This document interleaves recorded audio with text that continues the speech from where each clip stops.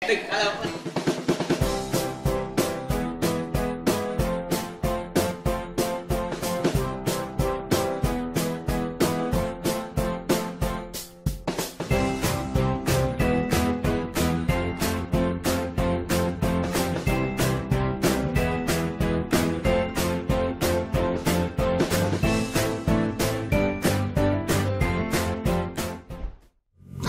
Sobat DHB, bareng kita berdua. Aduh, kita hari ini tuh tidak terlalu heboh. Ya jangan lah. Padahal kita baru merdeka. Ya maksudnya tidak seheboh biasanya. Bukan karena sekarang kan ada tamunya luar biasa spesial. Jadi aura kita habis sama beliau. Dan beneran kali ini akunya yang deg-degan, bukan bintang tamu yang deg-degan. Biasanya bintang tamu yang deg-degan ya. Sekarang kita yang deg-degan. Biasanya udah setahun lebih nih kita buat podcast. Jadi hari ini spesial banget. Kita akan bahas tentang kiprah DHB dan kita akan ngobrol langsung dengan pemilik sekaligus ketua dari Stikes Dharma Husada Bandung yang jargonnya kampus relawan. Benar. Kita akan ngobrol-ngobrol bincang santai lah gitu ya dengan beliau. Kenapa sih dibilang kampus relawan? Ngapain sih mereka gitu? Okay. Kita akan kupas seperti apa visi misinya beliau gitu ya, seperti apa. Kita langsung aja Bunda. Kalau saya seringnya bilang Bunda Suryani, Bunda. Aku suka bilang Bunda Yani. Bunda Yani ya. Tapi nama lengkap beliau itu Doktoranda Hajah Suryani, Diploma Midwife, Magister Manajemen. Waduh, Bapak hebat. Aku aja kadang kalau mau nulis nama Bunda tuh suka bingung, lihat dulu di internet takut salah. Oke, Bunda boleh kenalan dulu sama Bunda. Jangan kenalan. Kabarnya aja Bunda sehat. Sehat. Assalamualaikum Waalaikumsalam warahmatullahi wabarakatuh. Alhamdulillah Bunda, terima kasih sudah menyempatkan waktu. Tadi habis bimbingan S2 kebidanan dan kita langsung serabut. Benar. Dan hari ini Bunda terlihat ceria sekali dengan baju merahnya. Benar banget. Ini karena bajunya mungkin. Karena enggak Bun, kalau Bunda itu memang tiap hari pasti auranya ya. Dan aura kemerdekaannya tuh masih terasa banget sampai hari ini. Kita masih suasana kemerdekaan. 17 Agustus. Sedikit ingin dengar dari cerita Bunda nih. Karena luar biasa anak DHB sekarang ya. Kita udah ngeliput 2 minggu terakhir ini, 3 minggu terakhir. Tentang, ya karena kan kita tahu sekarang lagi PPKM, COVID meningkat banyak banget. Dan DHB bukannya ikut PPKM malah menjadi relawan dari vaksinator. Sebetulnya Bunda kok bisa ngizinin sih gitu kan? Dan kenapa sih awalnya Bunda, kenapa bisa jadi kampus relawan? Sebun kan banyak kampusnya. Iya, Bunda, dari mana silahkan. Baik, dicoba menjawab beberapa pertanyaan daripada para ahli wawancara. Ya, bismillahirrahmanirrahim. Assalamualaikum warahmatullahi wabarakatuh. Waalaikumsalam warahmatullahi wabarakatuh. Alhamdulillah ya, yang paling utama kita bersyukur karena pada hari ini ya pada ulang tahun Republik Indonesia ke-76 kita masih diberikan 76 ya? 76 ya. Kita masih diberikan umur. Itu yang paling kita syukuri. Karena kalau dilihat dari sejarah ya, para pejuang terutama yang berjuang dulu untuk memerdekakan Indonesia ini dari para penjajah yang udah dijajah 300 tahun itu perjuangannya luar biasa.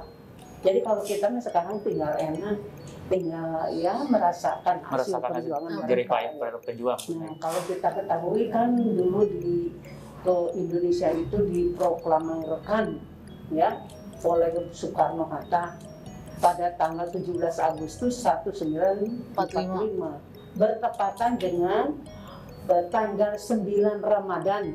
Betul Bunda. Hari Jumat tahun 1367 Masehi. Hijriah. Hijriah. Nah, kenapa itu diproklamir pada bulan Ramadan? Karena para pejuang itu ternyata para ulama. Kalau lihat daripada sejarah yang berjuang itu adalah para ulama.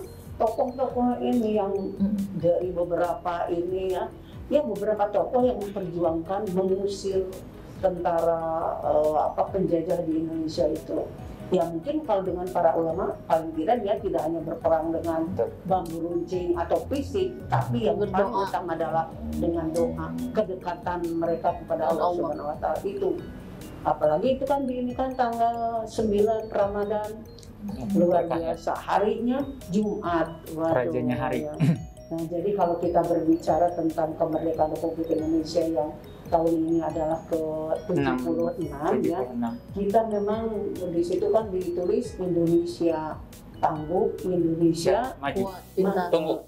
tumbuh. Tumbuh. Nah, bagus itu. Jadi memang kita udah tangguh, tapi kita tidak bisa diam begini aja. Harus tumbuh. Karena perjuangan kita masih harus diteruskan. Cuma perjuangan yang beda. Kalau dulu para tokoh-tokoh agama itu berjuang untuk mengusir penjajah itu. Betul. Nah itu kan udah berhasil sama mereka. Nah sekarang kita yang ada di era ini, apa yang bisa kita kerjakan? Apa yang harus ditumbuhkan untuk Indonesia lebih unggul lagi? Itu yang harus kita berpikir. Maka dari itu di dalam Pancasila itu kan ada sila apa nomor 1? Ketuhanan yang Maha Esa. Ketuhanan yang Maha Esa. Yang memang kita itu untuk berbuat sesuatu itu harus dekat dulu dengan Tuhan. Tuhan itu kita tidak bisa, manusia tidak ada apa-apanya. Dan di situ dalam sila keberapa itu ada keadilan sosial bagi seluruh rakyat Indonesia. Rakyat Indonesia ya itulah. Yang kelima ya. Sila kelima. Ya. Jadi kita harus benar-benar itu tidak bisa kita hanya sekarang saya udah tidak berjuang lagi tidak, karena kita harus ada kepedulian juga sesuai dengan situasi dan kondisi yang ada itu. Nah sekarang apa situasi apa negara ini? Bukan berjuang untuk memerdekakan lagi kan udah merdeka. Apa yang sekarang lagi adalah dengan adanya wabah COVID-19 itu. Betul. Nah, kita sebagai bangsa Indonesia, sebagai rakyat Indonesia yang peduli terhadap negaranya, kita harus berbuat, harus melakukan sesuatu. Tidak bisa kita, udah saya masih tidak ada bagian. Tidak mungkin tidak ada bagiannya. Semua orang itu mempunyai bagian. Tergantung kepada keilmuan dan keahlian masing-masing. Itu yang harus kita Kita yang paling ingin kita kan memang selalu ingin bahwa kita itu damai, sejahtera dan bersatu. Nah itu, insya Allah apapun yang diingin kita pasti kalau udah kita damai, kita udah sejahtera, bahagia, dan kita bersatu. Nah insya Allah luar biasa. Dan luar biasanya kan sekarang yang sedang berjalan kan berkolaborasi, bekerja sama dengan Kodam 3 Siliwangi. Yang sekarang luar biasa, per hari itu rata-rata sekitar 50 relawan Bunda ya. Ada nggak relawan Bunda kekhawatiran sih gitu ya? Ketika kekhawatiran kan takutnya misalnya ya dengan sekarang pandemi gitu ya, ada takutnya mungkin kena atau gimana lah gitu kan, ada kekhawatiran sebagai ini ya. Ada nggak seperti itu Bunda? Nah, ya. Kalau boleh Bunda bercerita, setiap saat orang kan udah punya bagian-bagian. Saya bilang ya Allah, saya itu tidak bisa seperti mereka terjun di lapangan, menjadi vaksinator, menjadi ini. Saya tidak bisa. Tapi saya bisanya berdoa. Ya. Dan tadi Bunda baca ini dari ulama ya, Dr. Mukhtar. Jadi di situ katanya kalau hujan itu begitu lebat, ya bagaimana nih caranya supaya kita terlindung? Nah kita memakai payung. Jadi memakai payung itu bukan berarti kita hujan itu tidak akan ke ini, tapi paling tidak ada yang melindungi. Nah sama dengan doa juga katanya. Kita itu kalau doa bukan berarti menghapuskan segala-galanya, tapi paling tidak mengurangi. Nah maka dari itu saya bilang ya Allah, kalau memang saya kebagian untuk mendoakan orang-orang semua yang sedang berkiprah sesuai dengan keahlian, pokoknya saya beri kesempatan. Ya. Luar biasa, daging semua ini luar biasa Bunda. Aduh, saya jadi merinding dengarnya nih. Masalahnya kita itu harus tetap, kita harus punya bagian, harus berkontribusi, harus peduli apapun yang bisa kita lakukan. Kalau kita bisanya berdoa ya berdoa. Kalau kita punya ilmu, berikan ilmu itu. Kalau kita punya materi, ya materi itu berikan. Tapi dengan catatan ya memang kita hanya semata-mata karena Allah Subhanahu wa Ta'ala. Ya, jadi kita itu alhamdulillah benar lihat begitu kan tiap ini pasti ada laporan. Ada ya. Laporan, tapi kekhawatiran aduh ya Allah. Pertama-tama sekali waktu kita pas Covid ya, kita kan di sini udah bikin dapur umum. Dapur umum itu banyak. Kemudian kita bikin hand sanitizer. Dibagikan ke masyarakat. Nah, jadi kita itu ya pokoknya apa yang bisa lakukan. Dan tidak berhenti sejak pandemi ya. Setelah itu, kemudian kita juga checkpoint terus juga kita punya tempat. Ada orang yang memerlukan tempat untuk isolasi mandiri, betul. Silakan. Nah, setelah itu udah ada yang nanya lagi, ada nggak yang isolasi mandiri? Sekarang udah nggak ada. Apalagi jadi vaksinator. Sekarang jadi vaksinator, masifnya vaksinator. Nah, itulah tadi, jadi kita itu dengan kebersamaan ya. Indonesia bisa merdeka itu karena bersama-sama, kebersamaan bersatu. Kalau enggak, kita nggak mikir. Kita kan sekarang dengan Pangdam 3. Iya, betul. Ya, itu.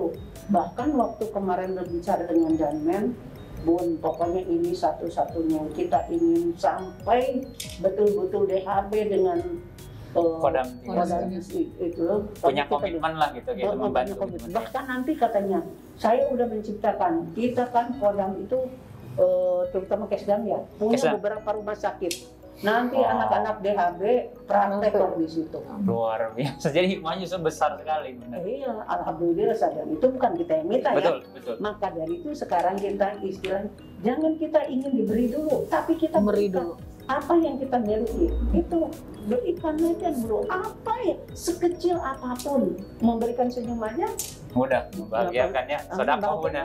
Udah sodako. Jadi kita itu memang sodako paling bagus di pagi hari. Oh betul. Setelah sholat subuh. Apalagi kalau langsung pada orang-orang yang benar ini itu luar biasa ya. Jadi pada prinsipnya memang kita kebersamaan itu yang luar biasa. Kita kalau tidak bersama-sama ya bukan berarti kita tidak bisa berdiri sendiri, tapi hasilnya akan beda. Coba sekarang kita udah kita bisa sama dengan Pangdam, dengan Kesdam bersama. Betul. Melalui apa? Melalui anak-anak menwa yang anak menwa DHB ya. Anak menwa DHB.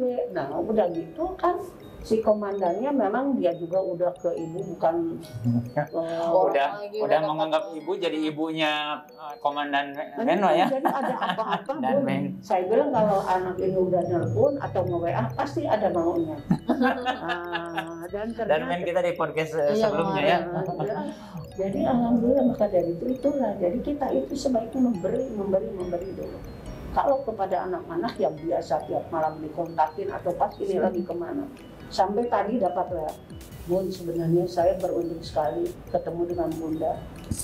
Itu anak udah berapa tahun saya urusin, tapi kata-kata itu baru keluar setelah sekian tahun. Baru sadar. Kenapa anak itu bicara gitu? Karena dia mau ujian. Bun minta tolong hari ini saya mau dong. Saya bilang kamu kalau mau tidak perlu minta-minta. Seluruh keluarga besar DHB tiap malam itu dimintakan kepada Allah Subhanahu Wa Taala. Ya, pokoknya jangan. Yang penting kita selalu optimis dan kita harus selalu positive thinking. Itu yang utama. Nah, ini ada satu pengalaman. Kalau Bunda punya pikiran rada mencong, Allah udah menunjukkan.